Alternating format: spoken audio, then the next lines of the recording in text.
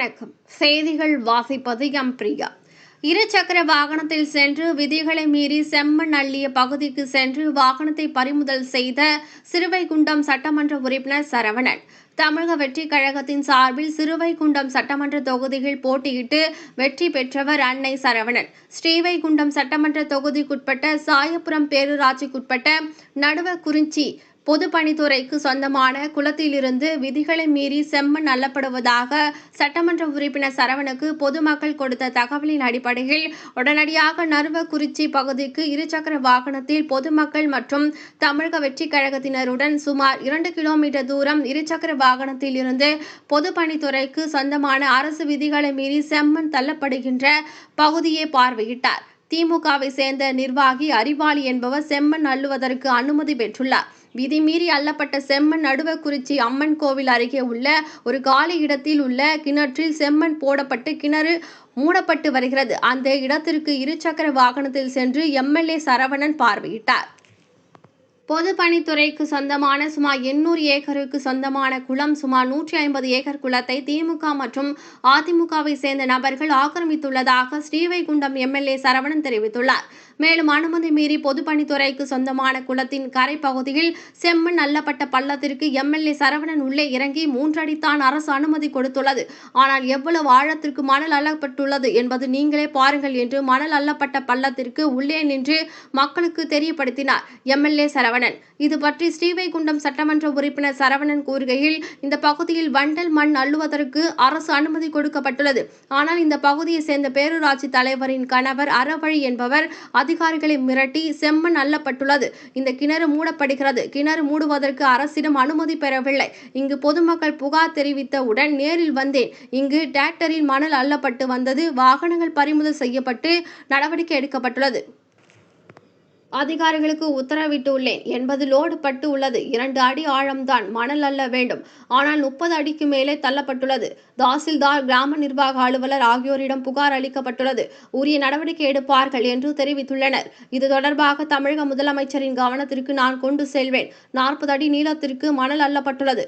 இதுபோல 3 இடத்தில் செம்மண் அள்ளப்பட்டுள்ளது. இந்த மணல் கடந்த 2 நாட்களாக அள்ளப்பட்டு வருகிறது. பொதுப்பணித்துறைக்கு சொந்தமான இந்த குளம் ஆக்கிரமிப்பு செய்யப்பட்டுள்ளவர்கள் விவசாயமும் செய்யப்பட்டுள்ளனர். தமிழக முதலமைச்சரின் கவனத்திற்கு கொண்டு செல்லப்பட்டு சிறுவைகுண்டம் சட்டமன்ற தொகுதிக்குட்பட்ட குளங்கள் எல்லாம் ஆக்கிரமிப்பில் இருந்து மீட்கப்படும் என்று சிறுவைகுண்டம் சட்டமன்ற உறுப்பினர் சரவணன் கூறினார். பொதுமக்கள் புகார் தெரிவித்தவுடன் உடனடியாக அந்த பகுதிக்கு விரைந்து சென்றார் எம்எல்ஏ சரவணன்.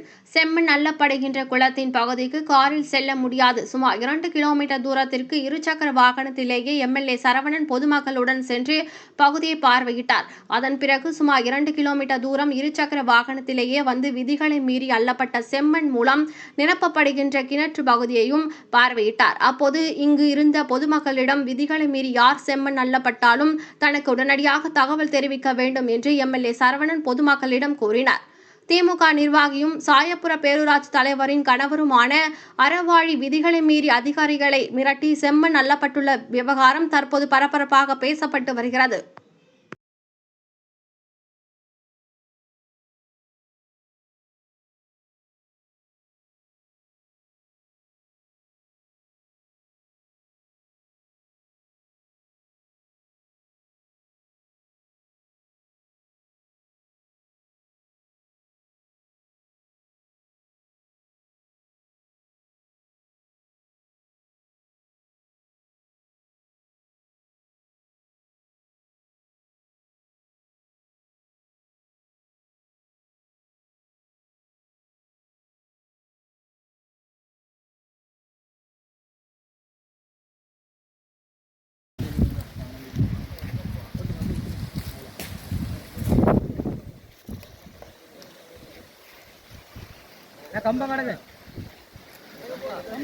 கம்பை அவர் கையிலே கொடுங்க. உத்தரமா அவங்களே கம்பை பிடிக்க சொல்லு.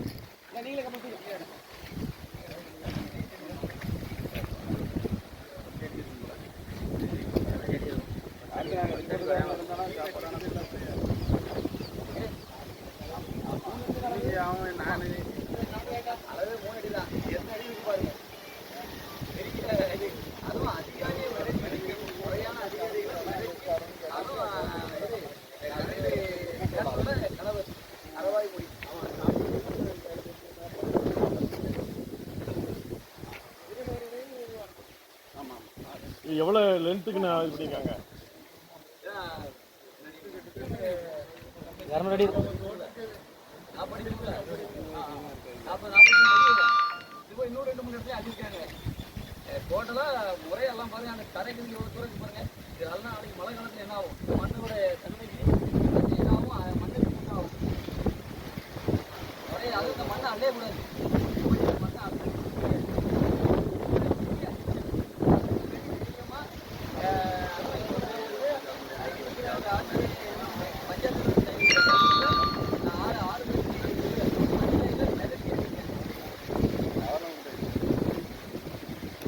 இது கடந்த எவ்வளோ நாளாக பண்ணிட்டு இருக்காங்கண்ணா? 2 நாள் நடந்திருக்குது. சொல்றாங்க டோட்டலாக கிட்டத்தட்ட ஒரு 150-200 ஏக்கர் ஆக்கிரமிப்பு பண்ணியிருக்காங்க. இது இங்கே மட்டும் இல்லை, டோட்டலாக திருவண்ணத்தில் இருக்க நிறைய குளங்களை டோட்டலாக நிறைய பேர் ஆக்கிரமிப்பு பண்ணியிருக்காங்க. இல்லை இதில் இப்போ ஆக்கிரமிச்சது விவசாயம் பண்ணியிருக்காங்களா சும்மா தான் வச்சுருக்காங்களா? அதில் ஒருத்தர் விவசாயம் கரை இல்லாமல் இருக்கு. ஒரு குளம் தான் கரை இருக்கும்ல, அது கரை எங்கே அதை ஸ்டார்டிங் வந்து முடிவு இருக்கும். இங்கே அப்படி எல்லாம் பிளேன் இருக்கிறதுனால இவங்களோட இப்போ இந்த வாழைத்தாரிக்கு போட்டுக்கன்னா அதை அப்படியே தள்ளி போட்டுருக்காரு. அது கொஞ்சம் கொஞ்சமாக போட்டு அவங்க அந்த இடத்த ஆக்கிரமிப்பு பண்ணுறாங்க. இது யாரும் கேட்க முடியல. இப்போ நடந்த ஆட்சி காலத்தில் முழுக்க இவங்களை எதிர்த்து யாரும் வழக்கம் போட கொடுக்கல, எந்த நடவடிக்கை எடுக்கல. அதனால் இதை இவங்க பயன்படுத்தி இவங்க முழுக்க இடத்த ஆக்கிரமிப்பு பண்ணிட்டாங்க. இப்போ தமிழக முதலமைச்சர் இல்லை இந்த இது சம்மந்தப்போ உங்கள் தலைமைக்கு முதல்வர் கவனத்துக்கு கொண்டு போகல எப்படி? குளங்களோட லிஸ்ட்லாம் எடுத்திருக்கோம். முறைப்படியா இது இங்கே மட்டும் இல்லை, இங்கே குளம் மட்டும் இல்லை, முறையா கோரிக்கை முறைப்படி இங்கே நடக்கல. 25 வருஷம் தண்ணி கொடுக்கல, ரோடு கொடுக்கல. எல்லா விஷயத்தையும் ஒரு ஆளுங்கட்சி எம்எல்ஏவா களத்தில் இறங்கி ஒவ்வொரு விஷயத்தையும் பார்வையிட்டு மக்கள் சொல்ல அடிப்படையில் எல்லாத்தையும் இறங்கி செஞ்சுட்டு இருக்கோம். இல்லை முதலமைச்சர் கவனத்துக்கு கொண்டு போவீங்களான்னு? ஆமாம், கட்டாயம் கொண்டு போய் இவங்கள மேலே நடவடிக்கை இப்போ வந்து இன்னைக்கு அதிகாரிகள்லாம் சொல்லியிருக்காங்க. அதுமாதிரி சம்பந்தப்பட்ட அறவாளி மொழி அவர் மேலே நடவடிக்கை எடுக்கப்படும். அது மட்டும் இல்லாமல் இதை தாண்டி இனிமேல் யார் பண்ணாலும் இந்த திருவண்ணத்தில் அவங்க சட்டப்படி நடவடிக்கை எடுக்கணும். அதில் கருத்தாக இருக்குது எட்டாதி கிளம்புண்டாம்.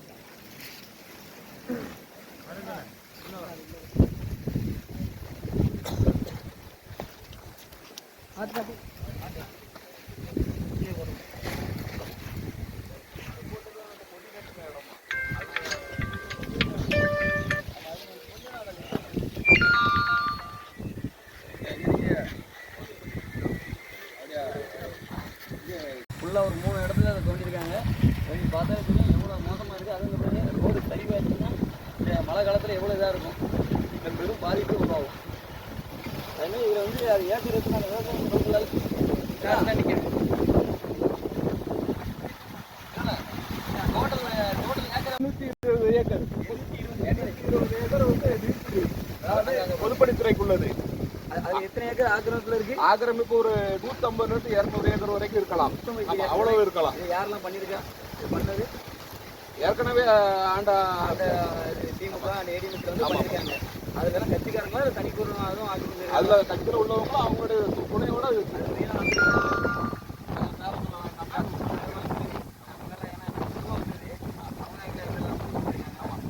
பொதுப்பணித்துறையிலிருந்து 820 ஏக்கர் கொடுத்துருக்காங்க. ஆனால் அந்த குளம் பூர்த்தி போய் கிடக்கு. இதில் பாருங்க, நீங்க பாருங்க எவ்வளோ மோசமாக இது பண்ணியிருக்காங்க. என்னது என்ன மேட்ரு? சரி, என்ன பண்ணியிருக்காங்கன்னா முறைப்படி வந்து சீட் எடுத்து அனுமதியோட என்ன பண்ணணும், மண்ணை வந்து வெளியே கொண்டு போகணும். விவசாயத்தை மண்ணை தான் எடுக்கணும். இவங்க என்ன பண்ணியிருக்காங்கன்னா தரம்புல எடுக்கிற பதிலாக செம்மண் எடுத்திருக்காங்க. இது ரூல்ஸ் படி அபன்ஸு. ரெண்டாவது கிணத்துல வந்து ரூல்ஸ் படி தட்டக்கூடாது. ஏன்னா இது வந்து விவசாய இடம்னா இந்த கிணத்தை மூடக்கூடாது. அங்கே வந்து 2வது இதை பண்ணியிருக்காங்க.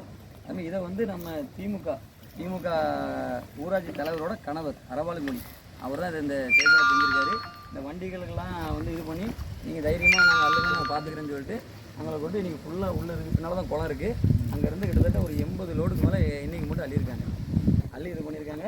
ஒரு கிணத்தை வந்து இங்கே லோக்கல் அதிகாரிகிட்ட கேட்டதில் கிணத்துக்கு அனுமதி கொடுக்குறையாம். முறைப்படி மண் தட்டுற இது அனுமதி கிடையாது, மூடுறதுக்கு அனுமதி இல்லை. அடுத்து 2வது உள்ளே இருந்து செம்மண் எடுக்கையும் அவங்களுக்கு அனுமதி கிடையாது. எங்கள் கரம்பில் எடுக்கிறதுக்கு பதிலாக இதை மாற்றி எடுத்துருக்காங்க. ஏன்னா முழுக்க திமுக என்ற ஒரு அதிகார அப்டேட்டில் தைரியமாக இறங்கி இது பண்ணியிருக்காங்க.